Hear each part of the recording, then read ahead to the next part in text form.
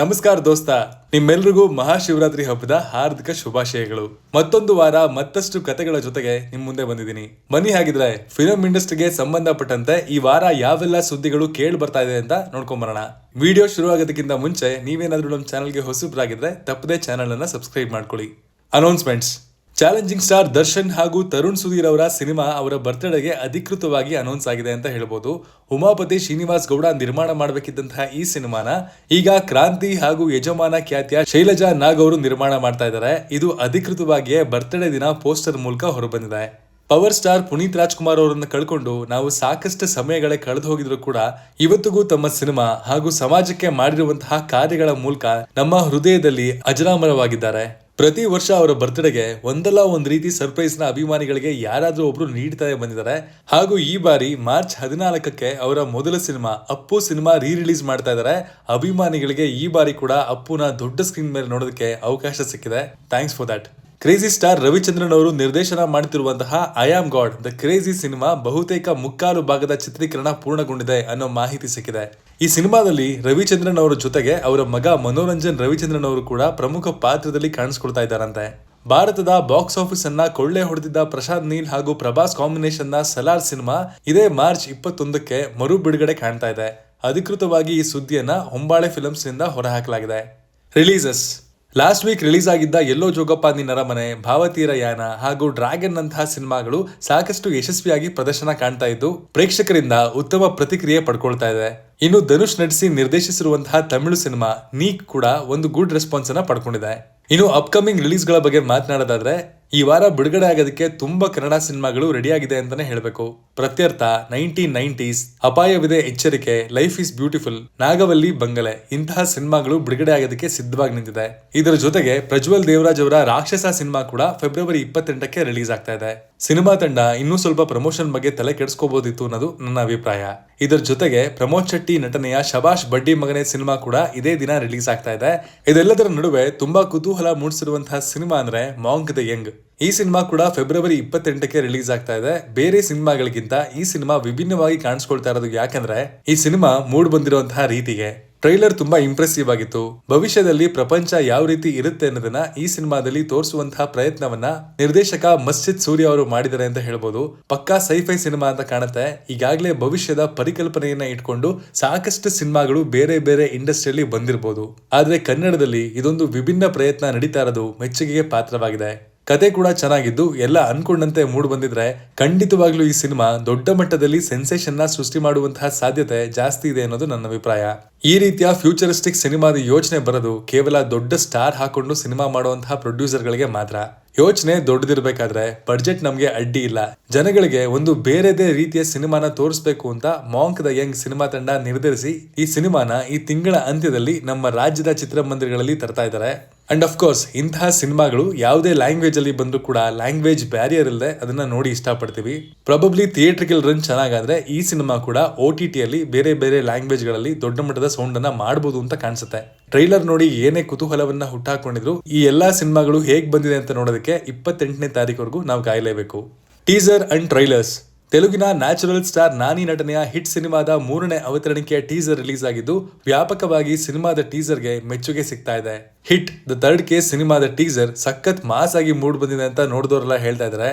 Teaser ನೋಡಿದ್ರೆ ನಿಮ್ಗೇನು ಅನಿಸ್ತು ಅನ್ನೋದನ್ನ ಕೂಡ ಕಮೆಂಟ್ ಮಾಡಿ ತಿಳಿಸಿ. Extras and buzz. ಮರಾಠ ಸಾಮ್ರಾಜ್ಯದ ಅತ್ಯಂತ ಜನಪ್ರಿಯ ರಾಜರುಗಳಲ್ಲಿ ಒಬ್ಬರಾಗಿರುವಂತಹ ಛತ್ರಪತಿ ಶಿವಾಜಿ ಮಹಾರಾಜರ ಮೊದಲ ಮಗ ಛತ್ರಪತಿ ಸಂಭಾಜಿ ಮಹಾರಾಜರ ಜೀವನಾಧಾರಿತ ಕಥೆ ಆಗಿರುವಂತಹ ಚಾವಾ ಸಿನಿಮಾದ ಸುದ್ದಿ ಈಗ ಎಲ್ಲಾ ಕಡೆ ದೊಡ್ಡ ಮಟ್ಟದಲ್ಲಿ ಕೇಳಿ ಬರ್ತಾ ಇದೆ. ರಿಲೀಸ್ ಆದ 11 ದಿನಗಳ ನಂತರ ಅಂದ್ರೆ ಸೋಮವಾರದವರೆಗೂ ಈ ಸಿನಿಮಾ ಬರೋಬ್ಬರಿ 340 ಕೋಟಿಗೂ ಹೆಚ್ಚಿನ ಕಲೆಕ್ಷನ್ ಅನ್ನ ಮಾಡಿದೆ ಅಂತ ಸ್ಯಾಕ್ನಿಕ್ ವರದಿ ಮಾಡಿದೆ. ಸಾಧಕರ ಜೀವನಾಧಾರಿತ ಸಿನಿಮಾಗಳ ವಿಚಾರಕ್ಕೆ ಬಂದ್ರೆ ಕೇವಲ ಬಾಲಿವುಡ್ ಮಾತ್ರವಲ್ಲದೆ ಇಡೀ ಭಾರತೀಯ ಚಿತ್ರರಂಗದಲ್ಲಿ ವಿಕ್ಕಿ ಕೌಶಲ್ ನಂಬರ್ 1 ನಟ ಅಂತ ಮತ್ತೊಮ್ಮೆ ಈ ಸಿನಿಮಾದ ಮೂಲಕ ಸಾಬೀತುಪಡಿಸಿದ್ದಾರೆ. ಈ ಸಿನಿಮಾದಲ್ಲಿ ಅವರ ಪತ್ನಿಯ ಪಾತ್ರದಲ್ಲಿ ರಶ್ಮಿಕಾ ಮಂದಣ್ಣ ಕೂಡ ಕಾಣಿಸ್ಕೊಂಡಿದ್ರು. ಆದ್ರೆ ಪ್ರಮುಖವಾಗಿ ವಿಕ್ಕಿ ಕೌಶಲ್ ಅವರ ಪಾತ್ರ ಪೋಷಣೆಯ ವಿಚಾರದ ಬಗ್ಗೆ ದೇಶದ ಪ್ರತಿಯೊಂದು ಮೂಲೆಗಳಿಂದಲೂ ಕೂಡ ಮೆಚ್ಚುಗೆಯ ಮಹಾಪೂರ್ವೆ ಹರಿದು ಬರ್ತಾ ಇದೆ. ನಮ್ಮ ಹ್ಯಾಟ್ರಿಕ್ ಹೀರೋ ಶಿವಣ್ಣ ನಿಮ್ಮೆಲ್ಲರಿಗೂ ಗೊತ್ತಿರೋ ಹಾಗೆ ಈಗಾಗಲೇ ಕ್ಯಾನ್ಸರ್ ಚಿಕಿತ್ಸೆಯನ್ನ ಯಶಸ್ವಿಯಾಗಿ ಪೂರೈಸಿಕೊಂಡು ವಾಪಸ್ ಬಂದಿದ್ದಾರೆ. ಲೇಟೆಸ್ಟ್ ಸುದ್ದಿ ಏನಪ್ಪಾ ಅಂದ್ರೆ ರಜನಿಕಾಂತ್ ರವರ ಜೈಲರ್ 2 ಸಿನಿಮಾ ಅನೌನ್ಸ್ ಆಗಿದೆ. ಇನ್ನು ಈ ಸಿನಿಮಾದಲ್ಲಿ ಕೂಡ ಶಿವಣ್ಣ ನರಸಿಂಹನಾಗಿ ಆರ್ಭಟಿಸಲಿದ್ದಾರೆ ಅನ್ನೋದು ಕನ್ಫರ್ಮ್ ಆಗಿದೆ. ಮಾಹಿತಿಗಳ ಪ್ರಕಾರ ಈ ಸಿನಿಮಾದ ಶೂಟಿಂಗ್ ಆಗಿ ನಿರ್ದೇಶಕ ನೆಲ್ಸನ್ ಶಿವಣ್ಣ ಅವರಿಗೆ 14 ದಿನಗಳ ಕಾಲ್ ಶೀಟ್ ಅನ್ನ ಕೇಳಿದ್ದಾರೆ ಅಂತ ಮಾಹಿತಿ ತಿಳಿದು ಬಂದಿದೆ. ಈ ಸಿನಿಮಾದಲ್ಲಿ ಕೂಡ ಅದೇ ರೀತಿಯ ಆರಾದಲ್ಲಿ ಶಿವಣ್ಣ ಕಾಣಿಸ್ಕೊಳ್ಳೋದನ್ನ ನೋಡೋದಕ್ಕೆ ಅಭಿಮಾನಿಗಳು ಕಾತರರಾಗಿದ್ದಾರೆ. 2024ರ ಹೈಯೆಸ್ಟ್ ಗ್ರಾಸರ್ ಆಗಿರುವಂತಹ ಕನ್ನಡದ ಸಿನಿಮಾ ಯಾವುದು ಅಂತಂದ್ರೆ ಅಭಿನಯ ಚಕ್ರವರ್ತಿ ಕಿಚ್ಚ ಸುದೀಪ್ ನಾಯಕ ನಟನಾಗಿ ಕಾಣಿಸಿಕೊಂಡಿರುವಂತಹ ಮ್ಯಾಕ್ಸ್ ಸಿನಿಮಾ. ಈ ಸಿನಿಮಾ ಇತ್ತೀಚೆಗಷ್ಟೇ ZEE5 ನಲ್ಲಿ OTT ರಿಲೀಸ್ ಆಗಿತ್ತು. ಬಿಡುಗಡೆಯಾದ 72 ಗಂಟೆಗಳಿಗಿಂತ ಮೊದಲೇ 100 ಮಿಲಿಯನ್ ಸ್ಟ್ರೀಮಿಂಗ್ ಅನ್ನ ಕಂಡಿರುವಂತಹ ಸಾಧನೆಯನ್ನ ಮಾಡುವ ಮೂಲಕ ಚಿಕ್ಕ ಪರದೆ ಮೇಲೆ ಕೂಡ ಈ ಸಿನಿಮಾನ ನೋಡೋದಕ್ಕೆ ದೊಡ್ಡ ಮಟ್ಟದ ವೀಕ್ಷಕರ ಬಳಗ ಇದೆ ಅನ್ನೋದನ್ನ ಸಾಬೀತುಪಡಿಸಿದ್ದಾರೆ. ಇನ್ನು ಸಿನಿಮಾದ ಒರಿಜಿನಲ್ ಸೌಂಡ್ ಟ್ರ್ಯಾಕ್ ಕೂಡ ಇತ್ತೀಚೆಗಷ್ಟೇ ರಿಲೀಸ್ ಆಗಿದ್ದು ಸಿನಿಮಾದ ಮ್ಯೂಸಿಕ್ ಅನ್ನ ಜನಗಳು ಯೂಟ್ಯೂಬ್ ಅಲ್ಲಿ ಎಂಜಾಯ್ ಮಾಡ್ತಾ ಇದ್ದಾರೆ. ನವೀನ್ ಶಂಕರ್ ನಾಯಕನಾಗಿ ಕಾಣಿಸಿಕೊಂಡಿದ್ದ ನೋಡಿದವರು ಏನಂತಾರೆ ಸಿನಿಮಾ ಚಿತ್ರಮಂದಿರಗಳಲ್ಲಿ 25 ದಿನಗಳನ್ನ ಯಶಸ್ವಿಯಾಗಿ ಪೂರೈಸಿದ್ದು ಜನಗಳು ಇವತ್ತಿಗೂ ಕೂಡ ಈ ಸಿನಿಮಾನ ಥಿಯೇಟರ್ಗೆ ಹೋಗಿ ನೋಡಿ ಎಂಜಾಯ್ ಮಾಡ್ತಿರುವಂತಹ ರೀತಿ ನೋಡಿದ್ರೆ ನಿಜಕ್ಕೂ ಕೂಡ ಒಂದ್ ಒಳ್ಳೆ ಕನ್ನಡದ ಸಿನಿಮಾನ ಜನಗಳು ಕೈ ಬಿಡಲ್ಲ ಅಂತ ಅನ್ಸುತ್ತೆ. ಅರ್ಜುನ್ ಜನ್ಯ ನಿರ್ದೇಶನದಲ್ಲಿ ಮೂಡ್ ಬರ್ತಾ ಇರುವಂತಹ 45 ಸಿನಿಮಾದ ಪ್ರಮೋಷನಲ್ ಸಾಂಗ್ ಅನ್ನ ಉಗಾಂಡಾದಲ್ಲಿ ಚಿತ್ರೀಕರಣ ಮಾಡಬೇಕು ಅಂತ ಫಿಲಂ ಟೀಮ್ ನಿರ್ಧಾರ ಮಾಡಿದೆ ಎನ್ನುವಂತಹ ಸುದ್ದಿ ಕೂಡ ಕೇಳಿ ಬರ್ತಾ ಇದೆ. ಈಗಾಗಲೇ ವಿಡಿಯೋ ತುಣುಕುಗಳಿಂದ ಸಿನಿಮಾದ ಬಗ್ಗೆ ಇರುವಂತಹ ಕ್ಯೂರಿಯಾಸಿಟಿ ಹೆಚ್ಚಾಗಿದ್ದು 3 ಬಿಗ್ ಸ್ಟಾರ್ಗಳು ಒಂದೇ ಸಿನಿಮಾದಲ್ಲಿ ಅದು ಕೂಡ ಅರ್ಜುನ್ ಜನ್ಯ ಅವರ ಮೊದಲ ನಿರ್ದೇಶನದಲ್ಲಿ ಕಾಣಿಸ್ಕೊಳ್ತಾ ಇರೋದು ಎಕ್ಸೈಟಿಂಗ್ ಆಗಿದೆ. ಅನೂಪ್ ಭಂಡಾರಿ ಹಾಗೂ ಅಭಿನಯ ಚಕ್ರವರ್ತಿ ಕಿಚ್ಚ ಸುದೀಪ್ ರವರ ಬಿಲ್ಲಾ ರಂಗ ಭಾಷಾ ಸಿನಿಮಾದ ಚಿತ್ರೀಕರಣ ಮಾರ್ಚ್ ಮಧ್ಯೆಯಿಂದ ಪ್ರಾರಂಭವಾಗಲಿದೆ ಹಾಗೂ ಈ ಸಿನಿಮಾ 2D ಹಾಗೂ 3D ಎರಡರಲ್ಲೂ ಕೂಡ ಚಿತ್ರೀಕರಣಗೊಳ್ಳಲಿದೆ. ಮೇಕಿಂಗ್ ವಿಚಾರಕ್ಕೆ ಬಂದ್ರೆ ಅನೂಪ್ ಭಂಡಾರಿ ಏನು ಅನ್ನೋದನ್ನ ನಾವೀಗಾಗಲೇ ವಿಕ್ರಾಂತ್ ರೋಣ ಸಿನಿಮಾದ ಮೂಲಕ ನೋಡಿದೀವಿ. ಈಗ ಮತ್ತೊಂದು ಸಿನಿಮ್ಯಾಟಿಕ್ ಮಾರ್ಬಲ್ ಅನ್ನ ನಮ್ಮ ಮುಂದೆ ತರೋದಕ್ಕೆ ತಯಾರಿಗಳಂತೂ ನಡೀತಾ ಇದೆ.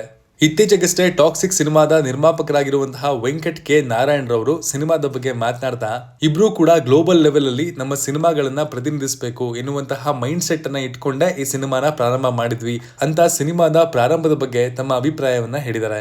ಇದೇ ರೀತಿ ರಾಮಾಯಣ ಸಿನಿಮಾದಲ್ಲಿ ಕೂಡ ರಾಕಿಂಗ್ ಸ್ಟಾರ್ ಯಶ್ ಅವರು ಸದ್ಯಕ್ಕೆ ತಮ್ಮನ್ನ ತಾವು ತೊಡಗಿಸ್ಕೊಂಡಿರೋದು ನಿಮ್ಮೆಲ್ಲರಿಗೂ ಗೊತ್ತಿರುವಂತಹ ವಿಚಾರ. ಆ ಸಿನಿಮಾದಲ್ಲಿ ಅವರು ಕೇವಲ ಸಹ ನಿರ್ಮಾಪಕನಾಗಿ ಮಾತ್ರವಲ್ಲದೆ ರಾವಣನ ಪಾತ್ರದಲ್ಲಿ ಕೂಡ ಆರ್ಭಟಿಸಲಿದ್ದಾರೆ. ಇನ್ನು ಸೋಷಿಯಲ್ ಮೀಡಿಯಾದಲ್ಲಿ ಯಶ್ ಅವರು ನೇರವಾಗಿ ರಾಮಾಯಣ ಸಿನಿಮಾದ ಚಿತ್ರೀಕರಣದಲ್ಲಿ ಪಾಲ್ಗೊಳ್ಳಲಿದ್ದಾರೆ ಎನ್ನುವಂತಹ ಮಾಹಿತಿಗಳು ಕೂಡ ಕೇಳಿ ಬರ್ತಾ ಇದೆ. ಆದ್ರೆ ಈಗ ಕೇಳಿ ಬರ್ತಿರುವಂತಹ ಸುದ್ದಿಯ ಪ್ರಕಾರ ಟಾಕ್ಸಿಕ್ ಸಿನಿಮಾದ ಚಿತ್ರೀಕರಣವನ್ನ ಪೂರ್ಣಗೊಳಿಸಿದ ನಂತರವಷ್ಟೇ ಯಶ್ ತಮ್ಮ ಭಾಗದ ರಾಮಾಯಣ ಸಿನಿಮಾದ ಚಿತ್ರೀಕರಣದಲ್ಲಿ ಭಾಗವಹಿಸಲಿದ್ದಾರೆ. ಇನ್ನು ಅವರು ಭಾಗಿಯಾಗುವಂತಹ ಚಿತ್ರೀಕರಣದ ಬಹುತೇಕ ಪೋರ್ಷನ್ ಯುದ್ಧವನ್ನ ಹೊಂದಿರುತ್ತೆ ಅನ್ನೋದು ಕೂಡ ಈಗ ಕೇಳಿ ಬರ್ತಿರುವಂತಹ ಸುದ್ದಿ. ಆಕ್ಷನ್ ಪ್ರಿನ್ಸ್ ಧ್ರುವ ಸರ್ಜಾ ಹಾಗೂ ಪ್ರೇಮ್ ಕಾಂಬಿನೇಷನ್ ನಲ್ಲಿ ಮೂಡ್ ಬರ್ತಿರುವಂತಹ KD ಸಿನಿಮಾ ಒಂದಲ್ಲ ಒಂದು ಕಾರಣಕ್ಕಾಗಿ ದೊಡ್ಡ ಮಟ್ಟದಲ್ಲಿ ಆಗಾಗ ಸುದ್ದಿ ಮಾಡ್ತಾನೆ ಇದೆ. ಈಗ ಈ ಸಿನಿಮಾದಲ್ಲಿ ಹ್ಯಾಟ್ರಿಕ್ ಹೀರೋ ಶಿವಣ್ಣ ಕೂಡ ಪ್ರಮುಖ ಪಾತ್ರದಲ್ಲಿ ಕಾಣಿಸ್ಕೊಳ್ತಾ ಇದ್ದು ಮಾರ್ಚ್ ತಿಂಗಳ ಅಂತ್ಯದಲ್ಲಿ ಈ ಸಿನಿಮಾ ಚಿತ್ರೀಕರಣದಲ್ಲಿ ಶಿವಣ್ಣ ಭಾಗಿಯಾಗಲಿದ್ದಾರೆ ಅನ್ನುವಂತಹ ಸುದ್ದಿಗಳು ಈಗ ಸಿನಿಮಾ ತಂಡದ ಮೂಲದಿಂದ ಕೇಳಿ ಬರ್ತಾ ಇದೆ. ನೋಡಿದ್ರಲ್ಲ ಸ್ನೇಹಿತರೆ, ಇವಿಷ್ಟು ಈ ವಾರದ ಸುದ್ದಿ. ಮುಂದಿನ ವಾರದಲ್ಲಿ ಮತ್ತಷ್ಟು ಸಿನಿಮಾ ರಂಗಕ್ಕೆ ಸಂಬಂಧಪಟ್ಟಂತಹ ಸುದ್ದಿಗಳನ್ನ ನಿಮ್ ಮುಂದೆ ತರುವಂತಹ ಪ್ರಯತ್ನ ಮಾಡ್ತೀನಿ. Love you all. Signing off, Manu.